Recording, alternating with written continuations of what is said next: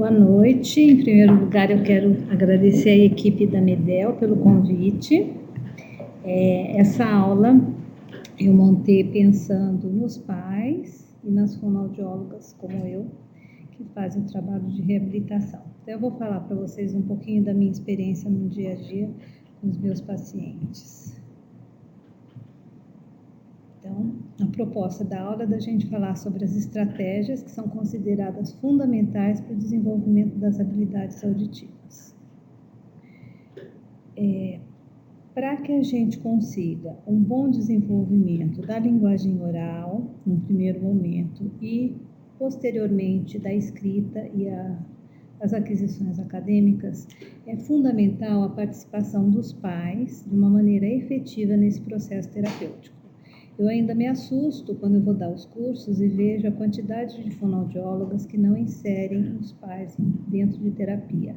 Dentro da abordagem áureo-oral, auditivo-verbal, essa parceria é fundamental, porque nós acreditamos que são os pais e os familiares que são o agente modificador da realidade dessas crianças. Nós, como fonoaudiólogos, funcionamos só como um agente de apoio.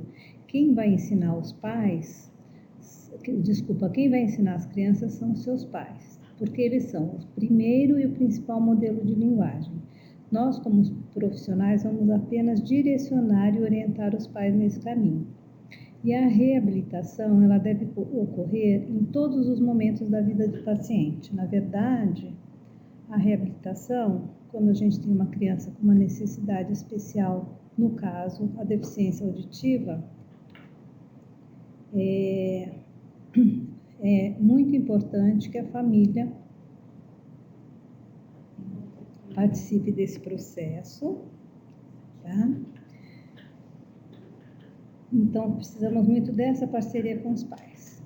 O que significa ouvir? Ouvir é um processo passivo. Já escutar e compreender é um processo ativo que requer aprendizagem. Para que a criança possa escutar e se desenvolver, é necessário que a audição esteja íntegra. Então, ela vai conseguir aprender a falar através dessa escuta. A escuta e a linguagem oral é que vão possibilitar o desenvolvimento da linguagem escrita.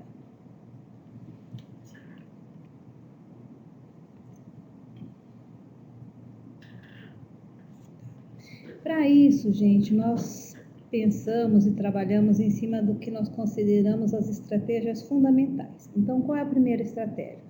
O uso do implante de maneira adequada. Então, esse implante tem que estar o tempo todo no ouvido da criança, o tempo todo que ela esteja acordada. Então, a gente brinca que 25 horas por dia de preferência. Ele só vai tirar o implante para tomar banho e para dormir, tá? E eu sempre coloco para os pais. Acordou, a primeira coisa que deve ser feito é colocar o implante. Por quê? Se eu deixar para colocar esse implante depois que essa criança mamou, trocou a fralda, a gente vai perder pelo menos 30 minutos por dia. Se vocês multiplicarem 30 por 7 dias da semana, quanto representa isso? Quando eu faço esse trabalho com os pais, essa conta, eles levam um susto. Então, eu sempre solicito que imediatamente acordou, coloque o aparelho. Agora, interessante é que muitos pais me trazem que a própria criança solicita o implante assim que eles acordam. E uma outra situação também é a situação de banho. Tomou banho, dá uma enxugada na cabeça e já coloca o implante, porque à medida que eu vou colocando, vestindo essa criança, eu já posso ir trabalhando esquema corporal. Por exemplo, enfio a mão dentro da manga da blusa. Cadê a mão da Mariana? Vamos achar a mão da Mariana? Eu puxo essa manga e digo, achei a mão. Então, assim, já há a possibilidade de um trabalho com esquema corporal. Então, eu sempre solicito de estar colocando esse aparelho imediatamente, tá? Esse aparelho tem que estar colocado no local correto. Então, qual é o local correto? Atrás das duas orelhas. Às vezes, os pais, quando eles são pequenininhos, o implante tem um volume maior, pode pesar nessa orelha, pode deixar essa orelha em forma de abano. Então, o que eu oriento? De usar a faixa, e usando a faixa a gente vai conseguir manter, principalmente no caso do implante bilateral, eu preciso desses implantes posicionados de maneira correta para essa criança conseguir fazer o processo de localização. Se eu tenho um implante colocado na chuquinha do cabelo em cima, essa criança não vai poder fazer a localização. Uma outra coisa fundamental é testar todos os componentes do implante antes de colocar. Então, a bateria ou a pilha, o cabo, se esse cabo não está intermitente, se esse microfone está adequado. Então, eu ensino os pais a testarem diariamente os sons de Ling. Quando entra em terapia, eu também faço essa testagem, tá? O ambiente de escuta que essa criança vai estar, onde nós vamos estar fazendo um trabalho em casa de estimulação, tem que ser um ambiente tranquilo. Eu não posso nunca colocar essa criança numa sala com a televisão ligada, com ventilador de teto, uma sala que dê, por exemplo, para a avenida da frente, que seja uma avenida com muito ruído. Então, eu tento minimizar todos os ruídos de fundo, procurar uma sala silenciosa, tá? E uma outra coisa importante é minimizar os efeitos de reverberação. Por exemplo, numa cozinha onde a gente tem muito piso frio, tem o problema da reverberação do som. Então, sempre trabalhar com essa criança num ambiente onde eu tenho um carpete, onde eu tenho cortina na parede, nas janelas. Os pais dizem assim, mas ele é alérgico, não pode com carpete, com cortina. A gente tem aí os pisos de EVA, que é uma solução, tá? Sempre sentar próximo à criança. Quando eu estou dando uma palestra, se eu afasto o microfone da minha boca, as pessoas deixam de ouvir. A mesma coisa acontece com o implante. À medida que eu me afasto do microfone do implante, essa escuta vai ficando minimizada. Então, ela pode até detectar quando eu estou longe, mas ela não vai ter a compreensão, ela não vai fazer o reconhecimento do que nós estamos falando. Então, sempre que for feito um trabalho de estimulação, sentar próximo à criança. E a minha orientação é de sentar sempre ao lado da criança para minimizar a leitura orofacial, porque a gente quer desenvolver ao máximo o resíduo auditivo. Para isso, eu tenho que priorizar o canal auditivo e não o visual, que é o canal íntegro da criança, né? E a gente procura sentar, se é uma perda assimétrica, no caso de implante não seria, né? Então, se eu tenho um implante bilateral, cada dia a gente vai sentar de um lado, tá? Se é um implante unilateral, sentar sempre do lado do implante coclear. É fundamental a gente introduzir a criança no mundo sonoro. Então, o que significa isso? A gente vai apresentar à criança todos os sons que ocorrem ao redor dela, no dia a dia, no seu ambiente, né? Então, por exemplo, eu oriento os pais a passearem, dão uma volta no quarteirão. No quarteirão, você tem o ruído do ônibus, da moto, pode passar eventualmente um avião, tem o do carro. Todos esses sons são diferentes, então a gente vai apresentando o mundo ao redor. E a gente vai trabalhar tanto os sons verbais como os sons ambientais. Dentro de casa, nós temos inúmeros sons a serem trabalhados. Quais são os sons ambientais? Batida de porta, batida na porta, a descarga, o chuveiro, a TV, o liquidificador, a batedeira. Então, todos os sons possíveis eu vou orientando as famílias a mostrarem, chamando a atenção, a hora que inicia o som, apontando a orelhinha, escuta, olha o liquidificador, faz a brincadeira do bater na porta. Por que isso é importante? Porque a criança tem que estar segura no seu ambiente. Então, ela não pode se assustar quando a mãe liga um liquidificador, por exemplo. Então, o que significa ligar o liquidificador? Oba, vem algum suco por aí. Então, ela vai fazendo esse reconhecimento. Uma outra dica que eu dou para os pais, nunca tirarem um implante antes da criança ir para o banho.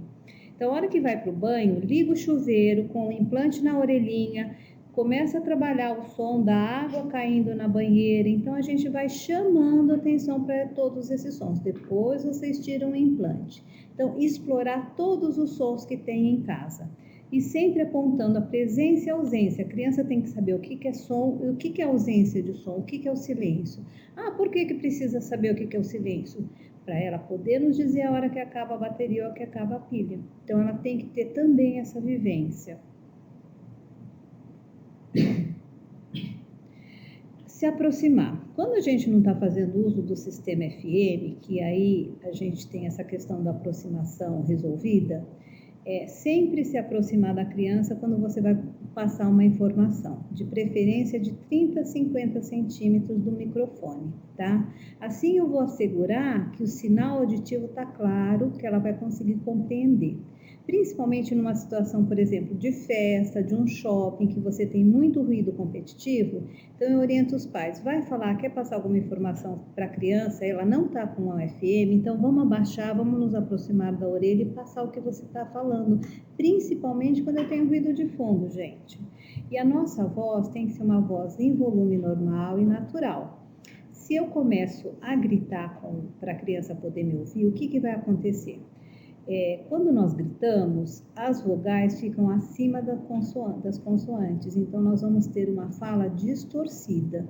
Fora que os pais que diariamente estão com essa criança podem desenvolver alguma alteração de corda vocal. Então, sempre se aproximar quando quer passar uma informação, tá?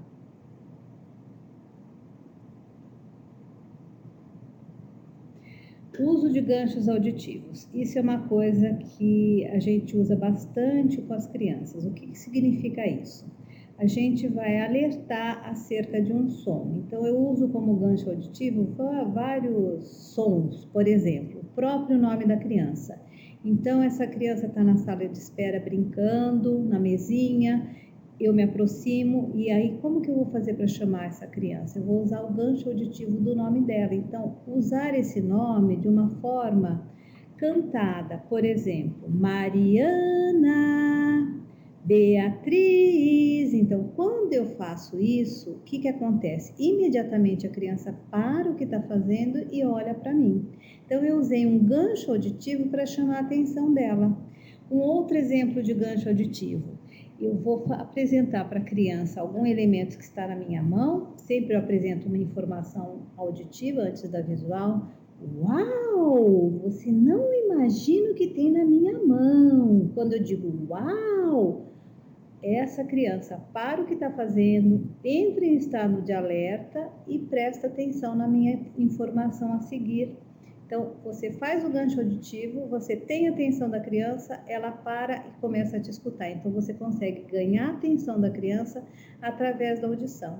Dessa maneira, gente, nós estamos ensinando o cérebro a responder através da audição. Então, o uso de gancho é uma ferramenta bem interessante para ganhar a atenção auditiva das crianças, tá? E eu peço para os pais fazerem muito esse uso. O interessante é que depois de um tempo, as próprias crianças fazem o uso do ganho auditivo para chamar a atenção da gente.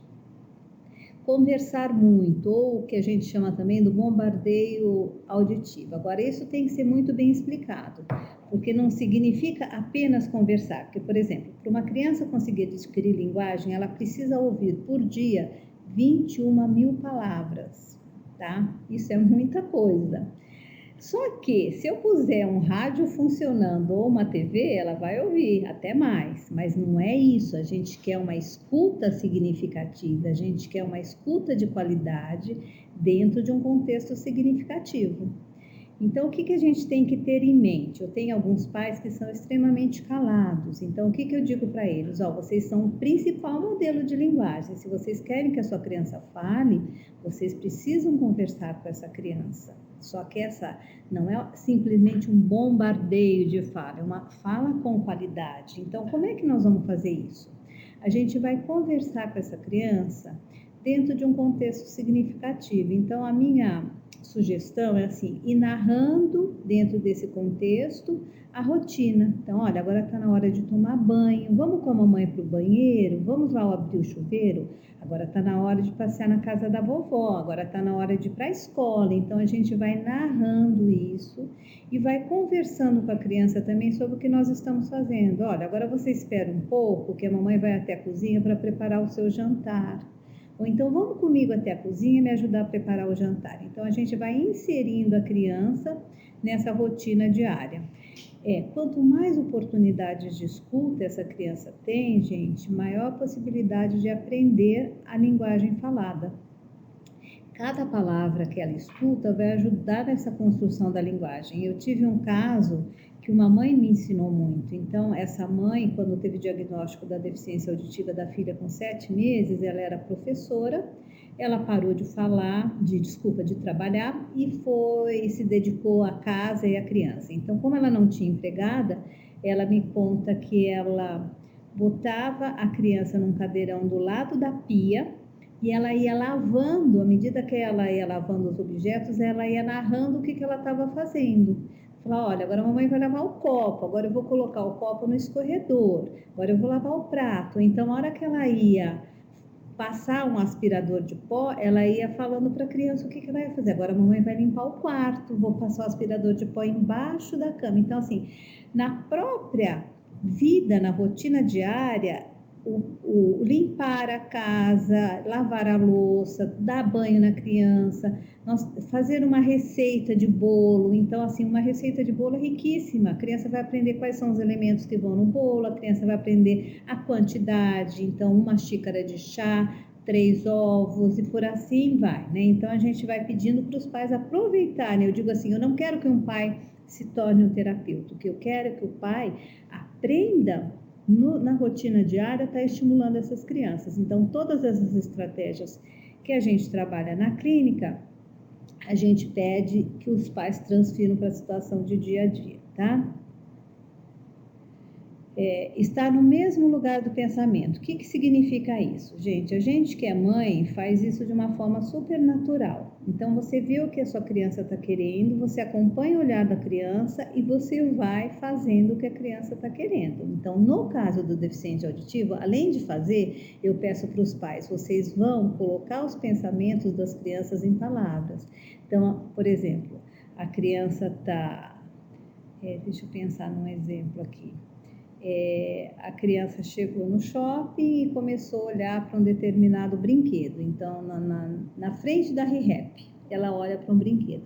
Ah, você quer que a mamãe compre essa boneca para você?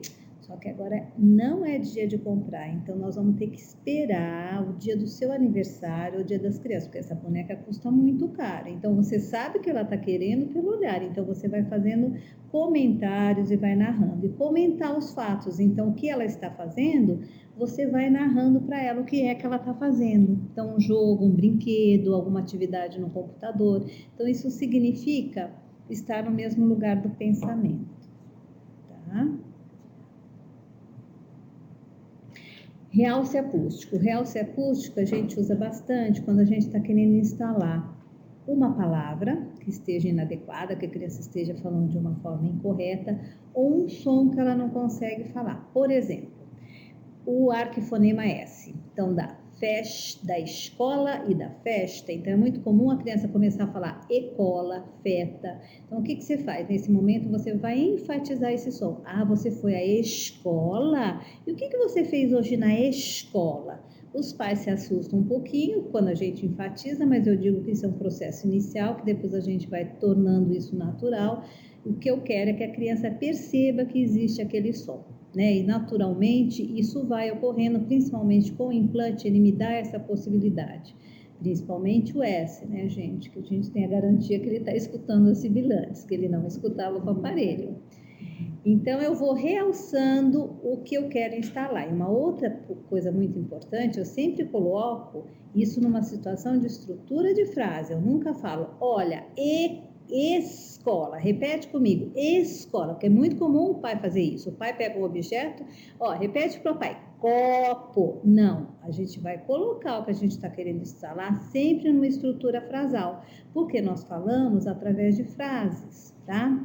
Ou quando eu quero instalar, por exemplo, uma palavra que essa criança ainda não tem, o que eu vou fazer? Eu vou deixar esta palavra sempre na posição final da frase. Quando nós deixamos a palavra na posição final, a gente chama mais atenção para isso. Olha, eu vi um elefante. Você viu que lindo aquele elefante? Então, por exemplo, ela ainda não está falando. É comum a criança, quando começar a falar, omitir uma das sílabas, principalmente quando se trata de um polissílabo como elefante, né? Pipoca, é muito comum, picoca. Então, o que a gente vai fazendo? A gente vai inserindo essas frases numa estrutura de frase, tá? Então, isso é o que a gente chama do realce acústico. Eu ensino os pais a fazerem o mesmo realce acústico no dia a dia. Escutar primeiro. Então, como a gente já falou, a gente precisa ensinar o cérebro a prestar atenção aos sons. Então, sempre chamar essa criança pelo nome. Porque as famílias acabam desenvolvendo uma estratégia, antes da criança fazer o implante, que a criança não escuta, a estratégia de cutucar essa criança, né? Então, a gente tem que mostrar para os pais que não há mais a necessidade de cutucar, e sim pode chamar pelo nome. Eu tive uma situação de um amigo que veio para terapia, essa criança teve uma implantação tardia de 5 anos, e quando o amigo veio para terapia, em vez do amigo chamar pelo nome, ele cutucava. Eu falei, mas por que você cutuca? Tia, porque ele não escuta. Ele não escutava, agora ele escuta. Então, assim, a família adquire estratégias de comunicações e hábitos que nós temos que tirar esses hábitos. Inclusive, isso acontece muito com os adultos também. Por exemplo, o adulto mantém sempre o processo de leitura orofacial. A gente fala imediatamente, ele vem para o meu rosto. Então, não precisa olhar no meu rosto, você agora está escutando. Então, chamar a atenção sempre primeiro pelos sons.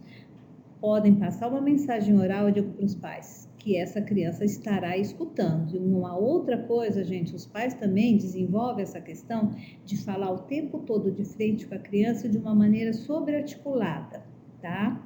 Então, é outra coisa que a gente tem que tirar esse vício. Então, vamos ouvir através do ouvido, do cérebro e não fazer uma leitura orofacial. Então, a gente sempre chama atenção e tenta desenvolver e tirar esse hábito que agora não é mais necessário. Então, sempre escutar primeiro. Então, por exemplo, eu vou dar uma atividade, em vez de apresentar o elemento visualmente, eu sempre dou as características do elemento, eu falo alguma coisa em relação àquele elemento e depois eu apresento para a criança o elemento em questão, tá?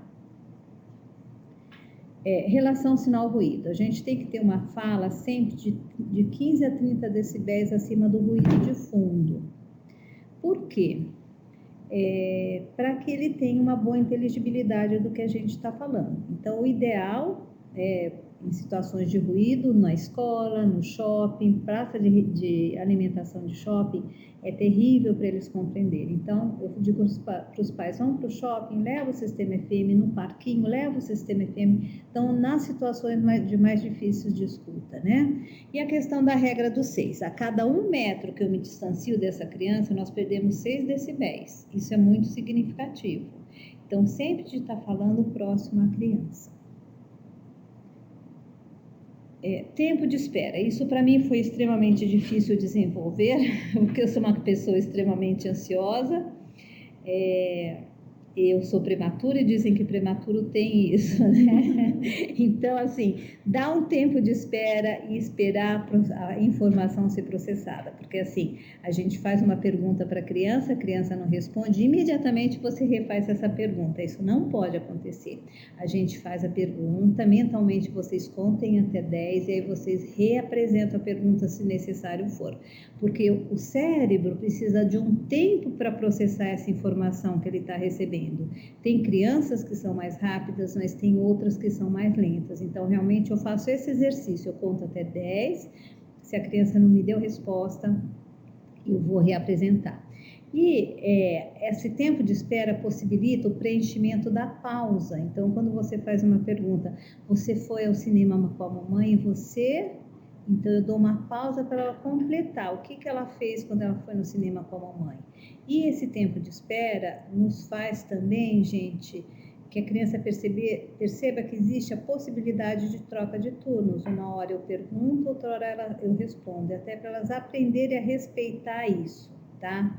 Existe também nesse tempo de espera a espera interativa. O que significa isso? Eu falo alguma coisa para a criança, olho para ela, como se eu tivesse no rosto um ponto de interrogação e fico esperando. Então, pela minha expressão facial, ela vai completar o que eu estou falando. Você foi na escola hoje? E daí, o que aconteceu? Aí eu paro e fico olhando para ela. Então, ela vai completar, tá? Então, a gente tem que trabalhar muito a nossa ansiedade e saber lidar com esse tempo de espera. A técnica da sabotagem. Eu acho essa essa estratégia, né, não técnica, muito gostosa de ser trabalhada. Então, por exemplo, falar algo fora do contexto ou falar algo inadequado. O que significa isso? Eu coloco vários elementos na frente da criança quando eu estou trabalhando em conjunto fechado e eu vou pedir desses elementos um exemplo, tá? Para ela jogar dentro de um pote de água. Aí, em vez de pedir um dos elementos, eu falo o nome da criança. Então, o que eu espero? Que ela olhe para mim com uma cara de osso, tá louca, né? Ou então eu falo alguma coisa inadequada de propósito para ela, para ver se ela está atenta e percebe esse meu erro de linguagem, né? Então, por exemplo, com os bebezinhos eu já começo a fazer isso. Quando eu vou até o interruptor de luz com essa bebê, né? Aquela tipo de trabalho que a gente faz com as crianças ouvintes. Cadê a luz? Vamos acender a luz? Vou até o interruptor, ela vai acender a luz para mim. Ah, acabou a luz, apaga a luz, aí vai.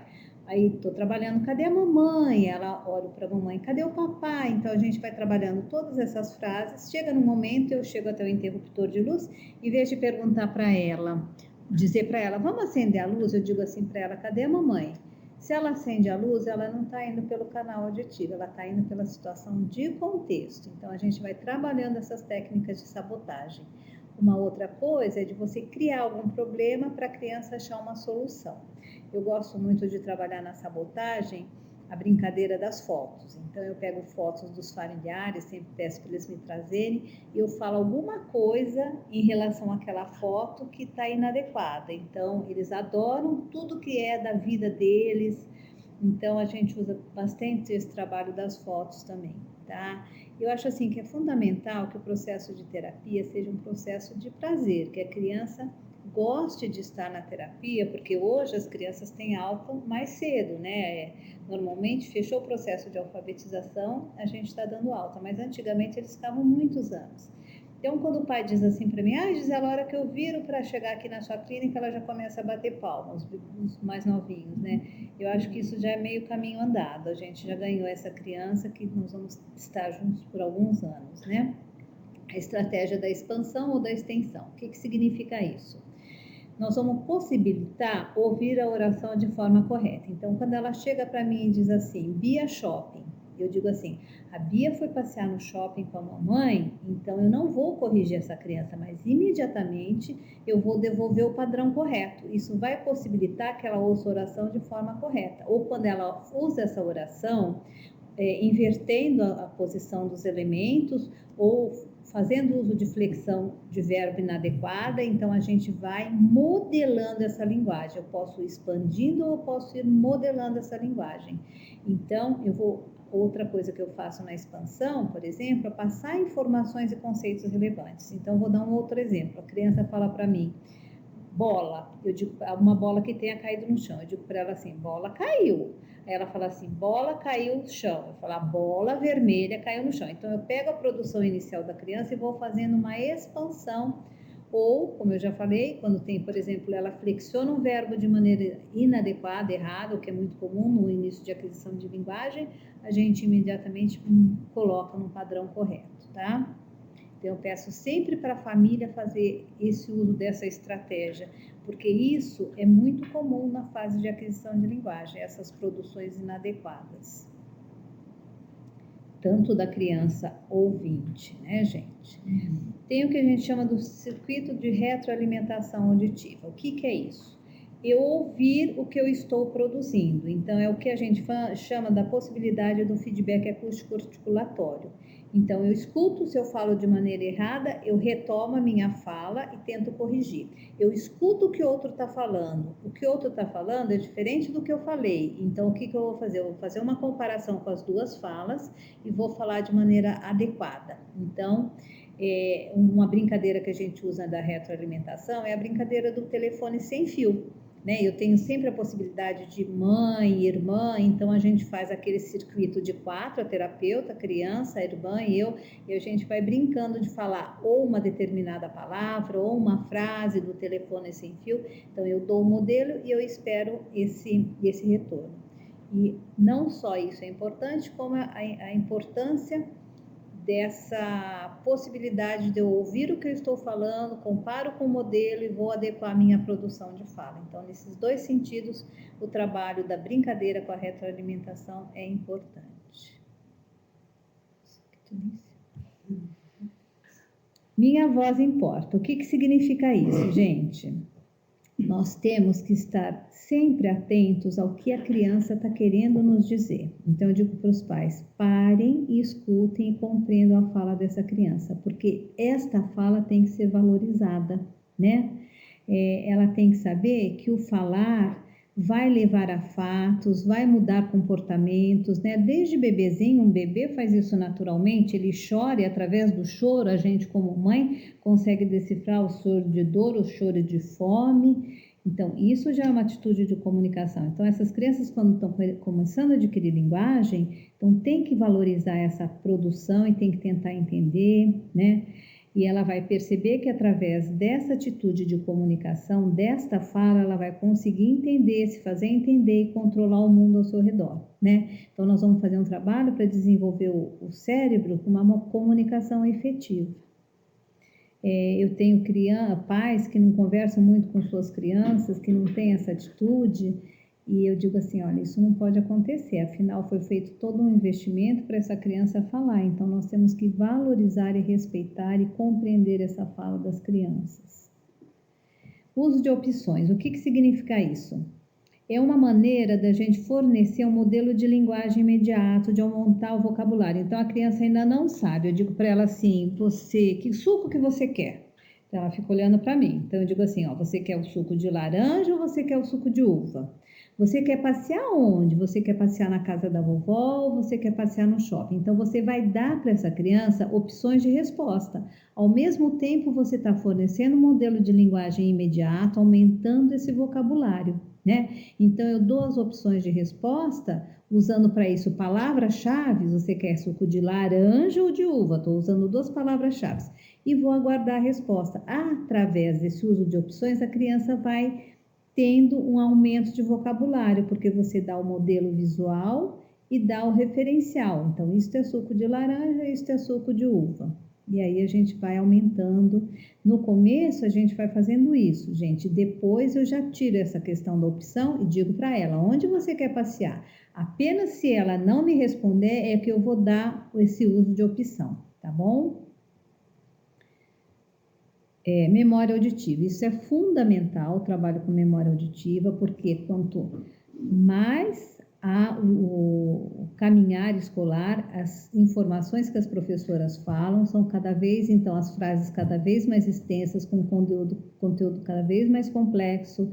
Então, esta criança tem que ter uma memória auditiva boa para poder entender todo o processo dele de aprendizagem escolar. Então, o que é memória? Quantas coisas eu escuto e quantas coisas eu sou capaz de reter e de recordar, né? Então, o trabalho com memória vai ajudar o cérebro a escutar e a entender essas frases mais complexas. Vai ajudar a recordar fatos e interiorizar informações relevantes. Então, por exemplo, uma criança de 1 ano tem memória para um elemento 2, 3 anos 3 e 4 anos de 4 ou mais elementos. Depende muito de quanto essa criança é estimulada.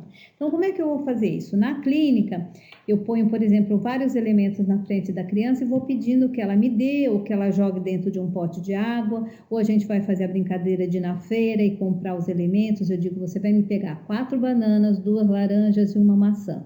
Então, ela vai, ou eu coloco uns potes coloridos na frente da criança e vários elementos e digo assim, olha, você vai pegar aquele animal que anda bem devagar e vai colocar no pote da cor da maçã. Então, ela tem que saber qual é o animal que anda devagar e qual é o pote da cor da maçã, que cor que tem uma maçã, então quantas informações. Eu digo para os pais assim, gente, ó, vocês podem trabalhar dando comando, você vai lá no quarto, na terceira gaveta, você vai pegar uma blusa amarela e uma calça azul. Então, quantos comandos a gente tem aí? Faz uma lista de supermercado junto com essa criança, vai lá para o supermercado, para lá na gôndola de produtos de higiene, você vai pegar para mim 2 sabonetes, uma pasta de dente e um pacote de papel higiênico com 4 rolos de papel. Então, a gente vai ensinando os pais a transferirem isso para o dia a dia. Então, vai por a mesa, por exemplo, uma coisa super simples. Me pegue 2 pratos, uma faca e uma colher. Então, são situações que eles podem... E uma coisa muito importante também, eu sempre pergunto para os pais, porque os pais ficam junto comigo e eu vou dizendo para eles, olha, eu estou trabalhando tal coisa, por que eu estou fazendo isso? Eu sempre explico para os pais qual é a nossa proposta, quais são os nossos objetivos, quais são as estratégias que eu estou usando, qual o material que eu posso usar, e sempre pergunto para o pai, olha, nós estamos precisando trabalhar a memória, como que você acha que você pode trabalhar a memória? Então, sempre devolver para o pai. Se esse pai não consegue, eu dou as sugestões, mas eu sempre vou buscar dos pais como ele pode fazer isso no dia a dia. Um outro trabalho que a gente faz é o trabalho do fechamento auditivo. Esse trabalho é muito importante, porque vai comprovar, ensina a natureza bidimensional da conversa. Ele comprova o entendimento da linguagem, né? Então, ele vai valorizar a contribuição do outro. Então, o que seria isso? Eu vou trabalhar com complementação de palavras, frases, parlendas ou músicas. Então, por exemplo, eu canto uma música para a criança várias vezes, então a criança já tem a memória auditiva para aquela música. E aí eu vou começar o trabalho de fechamento cantando uma parte da música e essa criança vai ter que completar. Fui morar numa casinha, aí ela tem que completar para mim, nhanha, infestada de, ela tem que falar o cupim. Então ela vai completando. Eu peço para os pais fazerem isso, tem também as parlendas, que eu falo para a criança falar para mim, 1, 2, eu digo feijão com arroz, 3, 4, feijão no prato. Então a gente vai fazendo esse trabalho, isso trabalha muito a questão da memória auditiva, tá? Associado à percepção, por exemplo, quando eu trabalho complementação de palavras, sapato, pipoca. Então ela vai também estar percebendo quais são as sílabas, como ela tem que completar. Então isso envolve memória, isso envolve reconhecimento auditivo, isso envolve vocabulário, e isso é todo um trabalho também de prontidão para alfabetização, tá? O sanduíche auditivo, o que significa isso? Eu sempre apresento primeiro a imagem verbal, sem nenhuma pista visual. Num segundo momento, eu apresento essa imagem verbal associada ao visual. E num terceiro momento, eu reenfatizo apenas a informação auditiva, tá? Música eu trabalho desde pequenininho, eu ensino os pais com os bebês a dançarem com a criança no colo, os diferentes tipos de músicos, diferentes tipos de ritmo, a criança já vai percebendo isso. É muito importante que a música promova o desenvolvimento da escuta e da fala. Na música eu trabalho percepção de ritmo, de tom, de intensidade. A música é importantíssima para o trabalho de memória auditiva. Para a criança conseguir cantar uma música, ela tem que ter memória. Tá? E é um trabalho de prazer, a maioria das crianças gostam disso. Aí, à medida que eles vão tendo compreensão, eu começo a fazer o trabalho de músicas com as coreografias associadas, por exemplo, a Dona Aranha, a da Lagartixa. Então, eu vou fazendo gestos. O que eu espero? Que à medida que eu vá iniciando a música, essa criança já venha fazendo gestos associados para mim. Então, a música é uma maneira da gente desenvolver o vocabulário, as estruturas frasais e a memória, como eu já citei. Então, é um trabalho muito importante. Com os adultos eu trabalho também muito música, principalmente eu faço fechamento auditivo. A minha secretária bate as músicas, faltando palavras, e aí eles vão ouvir e vão ter que estar completando, né? Então, eles vão só ouvir, eles não vão ler a música. No primeiro momento, eles podem até ler. Então, eu ensino eles a fazerem isso, tanto os adultos como as crianças, a gente trabalha muito música. Um outro trabalho que a gente faz também é a leitura de livros, né? Então, diz que a Academia Americana de Pediatria recomenda que se leia diariamente 15 minutos por dia para as crianças. Vocês lendo 15 minutos, no final de um ano, a criança terá ouvido 1 milhão de palavras, tá? Isso é muita coisa. O hábito da leitura, infelizmente, o brasileiro não tem. Pelo menos a minha realidade de clínica é assim, é um UPA fazer com que eles leiam um livro por dia. Não é ler um livro, né, gente? Então, antes de dormir, é o que eu digo para os pais. Quando são pequenininhos, vocês vão pegar um livrinho e vão narrar de acordo com o apoio visual que está ali. Aí, à medida que eles vão tendo possibilidade, vocês vão ler realmente para eles. É uma maneira da gente desenvolver o vocabulário, ampliar este vocabulário. Trabalhar a estruturação frasal é muito comum, o deficiente auditivo, na hora de escrever, colocar os elementos mais importantes, como nome, verbo, adjetivo, e não usar os artigos, os determinantes. Por quê? Porque artigo determinante não tem carga semântica. Qual a diferença de dizer vou andar de bicicleta ou vou andar na bicicleta? Então, quando eu vejo uma leitura de livro, eu percebo que existem todos esses conectivos. O livro nos permite, gente, aprendizagem, cognição, informação, trabalhar com o imaginário, com o simbólico e o desenvolvimento da leitura. Então, a leitura é muito importante. Então, diante de tudo isso, gente, eu acho que a coisa que deve ficar gravada para todos nós é que os pais é que são a chave do sucesso. Nós seremos apenas os condutores nesse processo, tá? Mas quem vai fazer a diferença, quem vai pôr a mão na massa e lidar diretamente são os pais. Eu acho que vocês já ouviram dizer que quando as crianças vão diariamente não, 2 vezes por semana para a clínica, nós temos 2% de tempo nem clínica desta criança acordada. Então, como é que ficam os 98%? Por isso que nós temos que ter a parceria com a escola e com os pais. Então, a escola, o pai, a terapeuta, nós vamos funcionar como um tripé de desenvolvimento para as nossas crianças, tá? E os pais que eu consigo uma boa parceria, uma parceria efetiva, aqueles pais que compreendem, que vestem a camisa e trabalham juntos, são as crianças que têm a maior possibilidade de sucesso. Essa daqui foi uma bebezinha que começou com 6 meses de idade, que a família fez realmente essa parceria efetiva com a gente. Ela teve a primeira alta dela foi com 4 anos e meio, depois ela voltou com 9 anos, é a Manuela, e com 10 anos ela teve alta. Ela voltou com 9 porque ela fez o segundo implante. Então, assim, principalmente vocês terapeutas que estão me escutando e pais, invistam nesse trabalho, porque o retorno é muito bom e vale muito a pena. Então, é isso que eu gostaria de deixar de mensagem para vocês. E eu estou aberta aqui a perguntas que vocês queiram fazer, tá bom?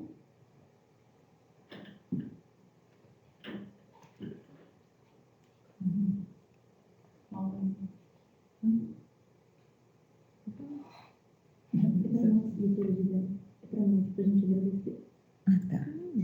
Então, aqui, vamos ver, tem alguma pergunta?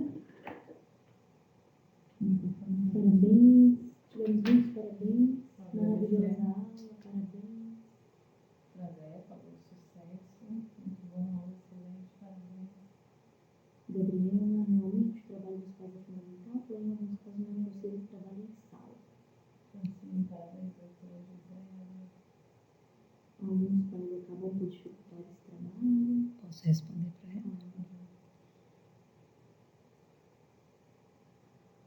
Romilda, felicitações aqui desde a gente. Que bonito.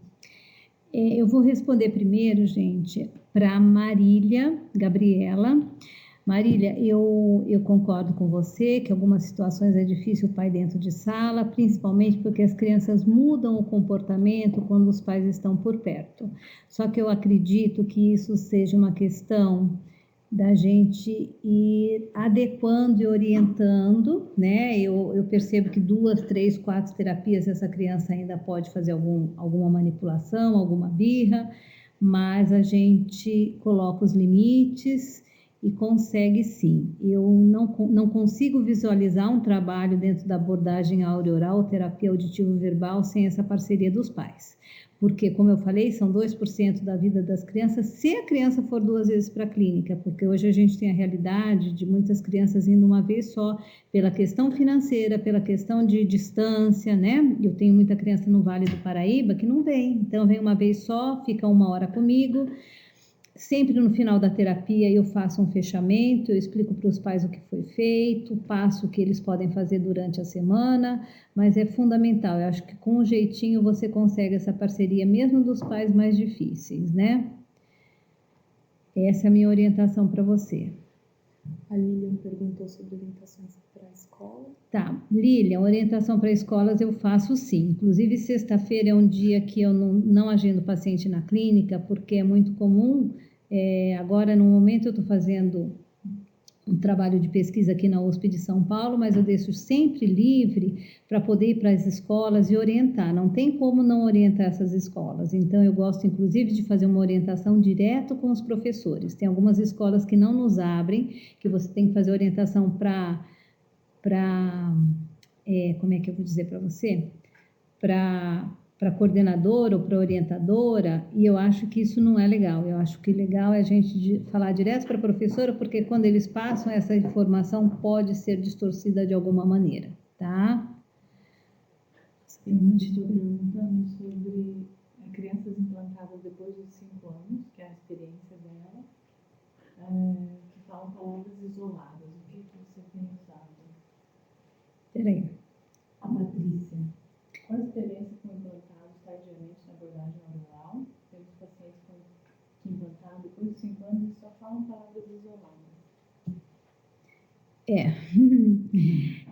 Por que acontece isso? Porque é uma implantação tardia, a gente já tem uma lacuna aí grande de vocabulário, de conceitos, não existe mágica, não existe receita de bolo, é muito trabalho. Então, você parte desses vocábulos isolados para um trabalho de estruturação de frase, então essa questão de trabalhar sempre dentro de contexto significativo, muita leitura junto com essas crianças, muitos jogos de associação. Esses jogos de associação vão te possibilitando criar essas estruturas, sequências lógicas temporais também ajudam nesse trabalho. Então, tem muita coisa a ser feita, mas é muito comum acontecer isso nos casos de implantação tardia.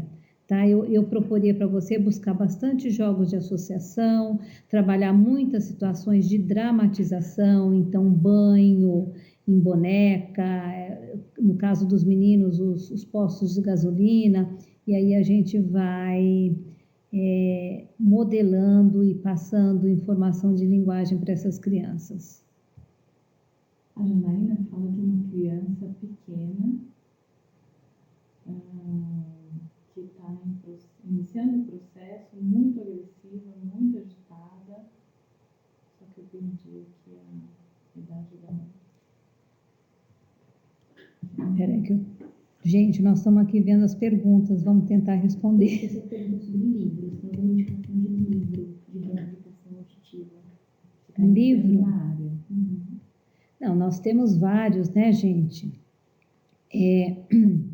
No Tratado de Audiologia tem bastante coisa, tanto de 2011 como de 2015 tem bastante coisa.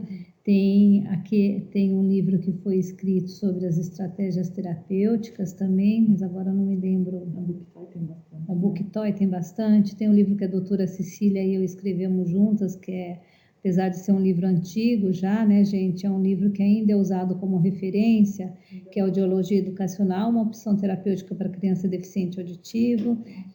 Tem um livro que chama Deficiência Auditiva, Conversando com Profissionais e Pais. Tá? A Janaína comenta que tem um paciente de 3 anos, implantado há 6 meses, bilateralmente, com surdez pré-lingual, e é uma criança muito agitada e agressiva, difícil contato na terapia. Depois ela põe mais embaixo. Agitada e agressiva quando tentamos estimular, não permite aproximação. Olha, Janaína, aí eu acho que foge um pouquinho do padrão, né? Você já viu a questão de limites, começa aí, se essa criança tem limites em casa, né? Porque não adianta você trabalhar com uma criança que não tenha limites. Então, assim, trabalhar com os pais essa questão dos limites, tá verificando se essa criança não tem nenhuma alteração neurológica, se é uma alteração só comportamental, né? Eu começo observando a dinâmica da família em relação à criança, se essa dinâmica realmente é uma dinâmica muito permissiva, eu começo por colocar os limites. Teve uma criança que eu recebi uma vez, que eu falei para os pais, olha, o problema auditivo é o menor aqui, porque a criança parecia, sabe a moto no Globo da Morte dentro da minha sala? Ela pôs a minha sala abaixo, né? Então, assim, tem algumas crianças que eu recebo assim também. Então, a gente tem que começar a trabalhar limites em casa, limites com os pais, e se a coisa continua, de estar encaminhando para um neuro para ver se não é algum outro tipo de problema. Eu sou uma pessoa extremamente não sei como eu colocaria para vocês, mas assim, eu coloco limites para as famílias e para as crianças, porque senão, sem esse trabalho a gente não vai conseguir desenvolver, tá? A Deise pergunta qual a estratégia logo após o implante. Começa-se com o uso de língua de sinais, criança na fase de aquisição de linguagem. Isso é muito comum a gente escutar dos pais. Tá. Às vezes eles já estão em um processo de língua de sinais, daí eles vão para o implante e para a reabilitação e eles ficam nessa dúvida. Tá. Olha, gente, eu acho que o fato da criança usar línguas de sinais antes não é uma coisa que vai impedir o implante. Só que realmente a proposta quando se faz o implante, qual é? O desenvolvimento da linguagem oral, senão teria sido feito esse implante.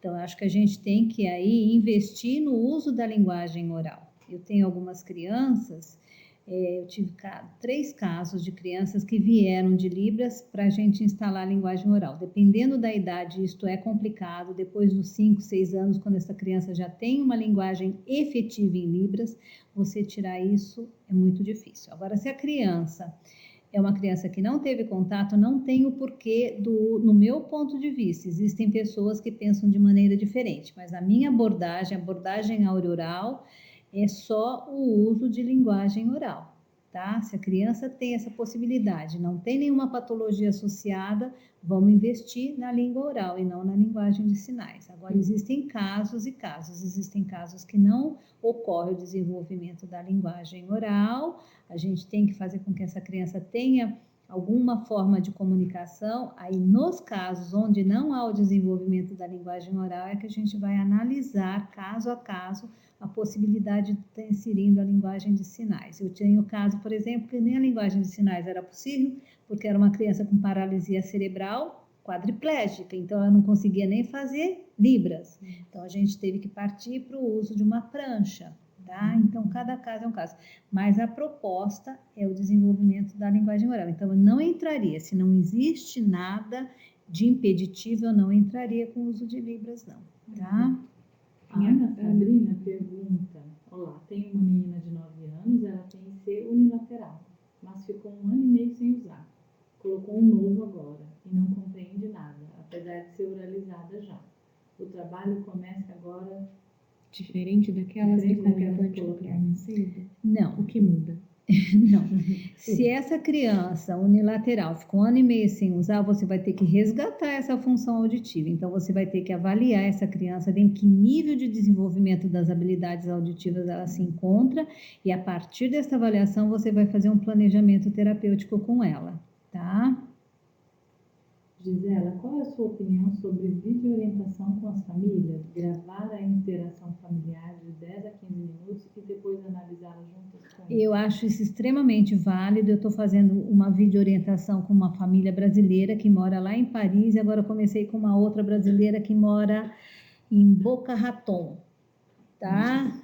Porque assim, é uma realidade diferente a que eles estão lá, eles são brasileiros falando o português. Então, eles recebem as orientações das fonos de lá, né? Mas eles gostariam de estar sabendo. Então, eu faço isso.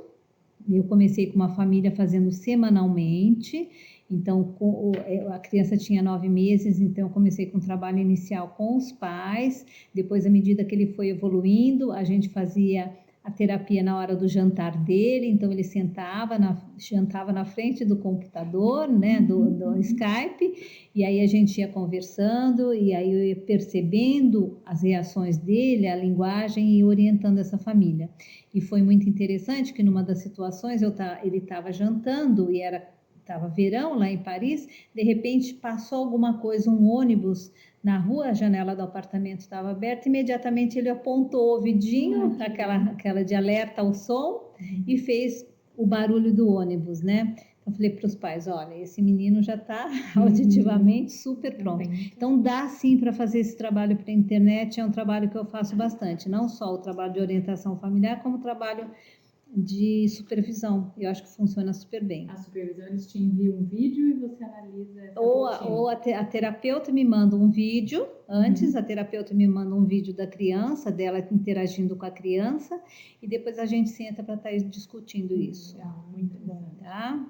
O Franzé pergunta, com os implantes sequenciais, o que você tem observado em relação ao tempo entre os implantes e expectativas? Olha, depende do tempo entre o primeiro e o segundo implante. Quanto maior, obviamente, a literatura nos traz isso, quanto maior, mais difícil a gente conseguir equiparar o primeiro e o segundo lado. Em média, o que eu tenho observado, Franzé, é que a gente leva aí uma média de 1 ano para conseguir adequar o primeiro e o segundo implante. Tá? Alguns casos a gente consegue com que eles fiquem muito próximos, mas a maioria, se a gente tem mais de 5 anos entre o primeiro e o segundo implante, muitas vezes a gente não consegue que o primeiro atinja o nível do segundo. Porém, existe uma outra coisa que tem me chamado bastante atenção. Os centros de implante sempre implantam o primeiro implante, o pior ouvido. Então, eu tenho alguns casos que o segundo implante é o melhor ouvido. Então, quando a gente implanta o segundo, eu tive casos que, por exemplo, a menina levou 2 anos para atingir um nível de desenvolvimento de habilidades auditivas com o primeiro implante, que era o ouvido ruim. Quando fez o segundo implante, em 3 meses a gente conseguiu equiparar o primeiro com o segundo, tá? Então, depende muito também desse fator. Isso faz uma diferença grande. E a expectativa, né, que eles vêm. E a expectativa que eles vêm, né? Porque assim, eles vêm com uma expectativa, eles esquecem que quando fez o primeiro implante estava lá embaixo. Então, eles acham que a hora que ativar o segundo vai estar de igual para igual. Então, eu trabalho muito essa expectativa antes. Olha, você lembra que você começou lá embaixo, a gente também vai começar lá embaixo e vai subir aos pouquinhos, né? Porque eles têm a expectativa de que quando ligar vai ficar igual. E isso tem que ser muito bem trabalhado, explicado antes. Quando uma criança tem a lacuna de alfabetização, isso a gente já falou, de Libras, e como trabalhar com adultos implantados para que a terapia não pareça infantil? Isso é um problema muito... Olha, eu estou fazendo um trabalho aqui com os adultos implantados, aqui na USP, eu tenho muitos adultos na clínica, e outro dia uma fono me falou isso, porque assim, eu estou com uma preocupação muito grande, gente, que eu estou vendo muitos adultos serem implantados e não irem para a terapia. Então, o que a fono aqui de São Paulo, de um centro de implante, me colocou? As fonos não sabem trabalhar com adultos, elas usam material de criança com os adultos, não pode de maneira nenhuma. Eu acho que a gente está subestimando a capacidade desses adultos. Eu uso muito material escrito, muito livro próprio de escrita para isso, e uso muito, eu estou trabalhando muito, gente, inclusive o meu doutorado está sendo em cima disso, o uso do computador. Então, uma sugestão para vocês... eu brinco com a Ingrid que eu não estou aqui fazendo propaganda, mas o portal Afinando o Cérebro é riquíssimo para o trabalho com adultos. O material da Kátia Freire também é muito bom. Nós temos vários materiais, a escutativa, todo o material, escutação, soletração, nós temos muita coisa no mercado específica para adultos. Inclusive, hoje à tarde eu dei uma aula sobre isso, tá? Então, não usem nunca material de criança, por favor, que vocês vão estar ofendendo os nossos adultos. Gisela, qual protocolo para avaliar em que nível de habilidades auditivas o paciente está você tem usado? Para adultos, gente, eu uso o protocolo que, inclusive, fui eu que ajudei quando eu estava lá em Bauru, que é o Manual de Reabilitação para Adultos. Tá? É um material fornecido, os pacientes que são de Bauru, eles recebem esse material, né? Então, esse material é o Manual de Reabilitação, desenvolvido pela Cochlear Corporation. Então, eu fiz a tradução desse material. A gente usa porque ele tem, assim, 4 níveis de testagem, né? Um screening para 4 níveis, A, B, C e D. Então, a partir disso, eu vejo em que nível o paciente está, eu faço o screening, e a partir daí eu traço o trabalho terapêutico. Então, esse material é um material muito rico. E a minha experiência de vida, né, gente? São 38 anos apenas trabalhando com deficiente auditivo e 18 ou 20 anos com implantes. A Daiane pergunta quando você considera que o paciente está pronto para receber alta da terapia? Eu considero que ele está pronto, principalmente com adulto, quando eles têm o domínio total da comunicação. Vamos pensar em adulto primeiro, quando eles têm possibilidade de conversar ao telefone, de reconhecer letra de música, e quando ele acha que para ele está o suficiente. Às vezes eu acho que ainda não está, mas para ele aquilo é o suficiente. E no caso de crianças, a gente tem dado alta quando eles fecham o processo de alfabetização, tá? A Sandra quer saber se vai estar disponível. Isso nós vamos ver se a gente conseguiu gravar a aula direitinho, né?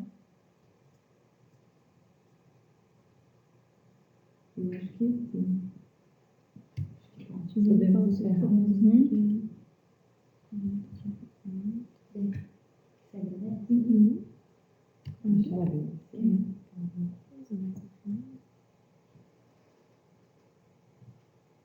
Acho que a gente respondeu Já todas as respondeu perguntas. Já? Já. Então, tá. Quer falar mais alguma coisa? Gente, obrigado pela presença de vocês. Ficamos aqui 1 hora conversando. Agora a Débora vai fechar, tá bom? Boa noite. Felicitações.